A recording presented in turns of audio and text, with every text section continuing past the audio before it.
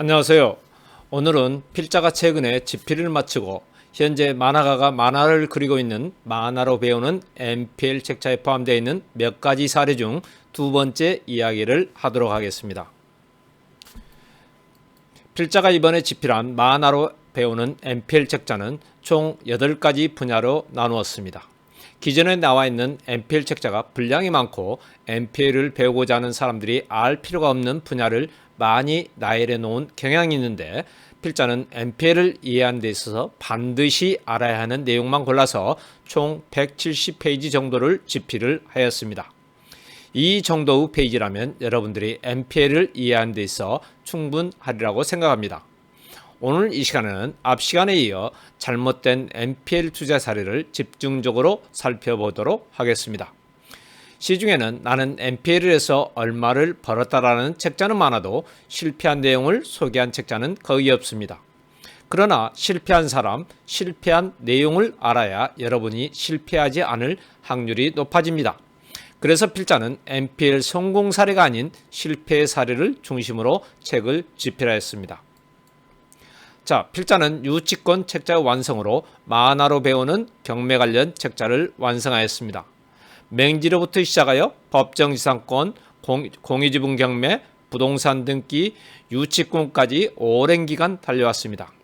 이제 필자는 MPL과 관련된 책자의 집필을 마치고 출판을 기다리고 있습니다. 잘하면 금년 말 정도에는 출판되지 않을까 생각이 됩니다. 자, 필자는 현재 의정부에서 세형 경매학원을 운영하면서 강의를 하고 있습니다. 강의와 관련해서 많은 분들이 전화로 문의를 하시는데 학원 등록 여부와 관계없이 한번 들어보시는 것은 언제든 환영하기 때문에 매주 화요일과 목요일 오후 7시부터 9시까지 강의 시간에 맞춰서 방문하여 들어보실 수 있다는 말씀을 드립니다. 매 강의는 강의 교재로 1시간 내지 1시간 20분 정도를 강의를 하고, 나머지 시간은 현재 경매가 진행되고 있는 물건을 8건에서 10건 정도를 분석해드리고 있습니다. 자, 현재 서울, 경기 지역은 코로나19로 인하여 학원 수업을 대면으로 할 수가 없게 되었습니다. 그래서 그동안 준비해온 비대면 강의, 즉 줌 프로그램을 통한 강의를 시작하였습니다. 이와 관련하여 여러분들께 몇 가지 알려드리고자 합니다. 필자가 줌 강의를 시작한 이유는 몇 가지가 있는데, 그 중에서도 원거리에 계시는 분들이 강의를 듣고 싶어도 거리상 들을 수가 없었습니다. 이에 필자는 이를 타개하고자 줌을 사용한 강의를 시작하였습니다. 이를 시작으로 2020년 말까지는 여러분들 누구나 이 강의를 들을 수 있도록 했습니다. 듣고자 하시는 분들은 카카오톡 오픈 채팅에서 OK 경매를 검색하셔서 필자와 연락해 주시면 강의 시간에 맞춰 초대하고자 합니다. 줌으로 강의를 듣는 방법은 아주 간단합니다.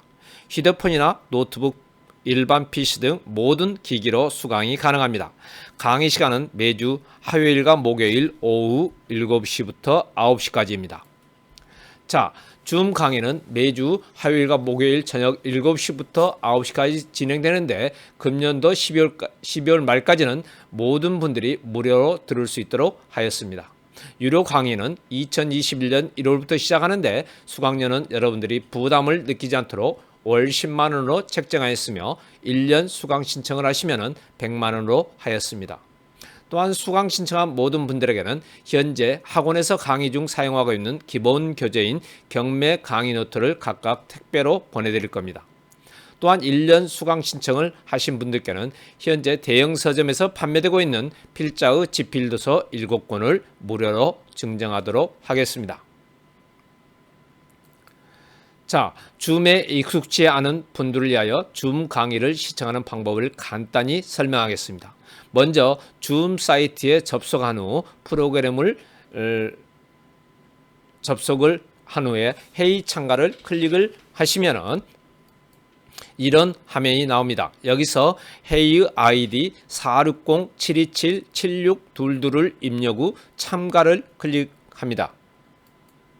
그러면 회의 암호를 입력하라는 화면이 나오는데 12월 31일까지 암호는 1234입니다. 1234를 입력하고 우측 아래와 같이 참가를 클릭하시면 실시간으로 강의를 들으실 수가 있습니다. 자, 줌 회의 아이디는 460-727-7622이며 2020년 12월 말까지의 암호는 1234입니다. 자, 이제 오늘의 주제인 NPL 투자 사례를 보기로 하겠습니다.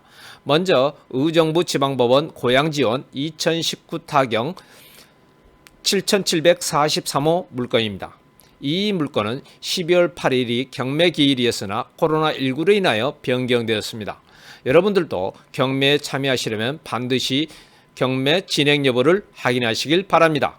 자, 이 물건은 최초 법사 가격의 34%까지 하락하여 금차 법사 가격이 5억 3,878만 4천 원입니다. 자, 세부 내용을 보니까 선순위 임차인인 김옥자 씨가 있습니다. 먼저 권리 분석표를 보면 2순위 즉 후순위 근저당권을 산들 대부해서 NPL로 매입을 했습니다. 그런데 산들 대부는 배당 요구 종기일 이전인 2019년 9월 3일에 NPL로 매입을 했습니다. 그런데 대항력 있는 임차인이고 선순위 임차인인 김옥자 씨가 배당 요구 종기일 이후인 2020년 1월 8일에 배당 요구를 했기 때문에 배당 요구를 하지 않은 것과 같습니다. 즉, 한 푼도 배당을 받을 수가 없습니다. 그러므로 경락자가 선순위 임대차 보증금 2천만 원을 전액 인수해야 합니다.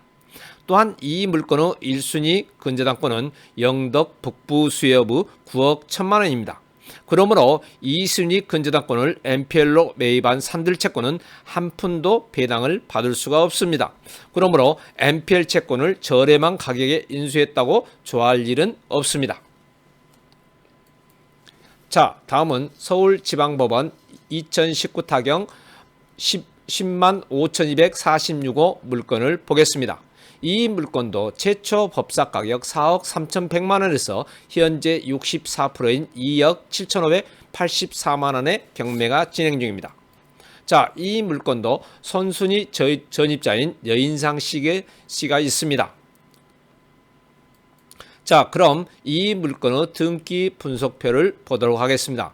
종로 서부 새마을금고 인순위 근저당권을 신현대부가 NPL로 이전을 했고 로고스대부로 이전을 한 후 우리캐피탈에서 질권 대출을 받았습니다.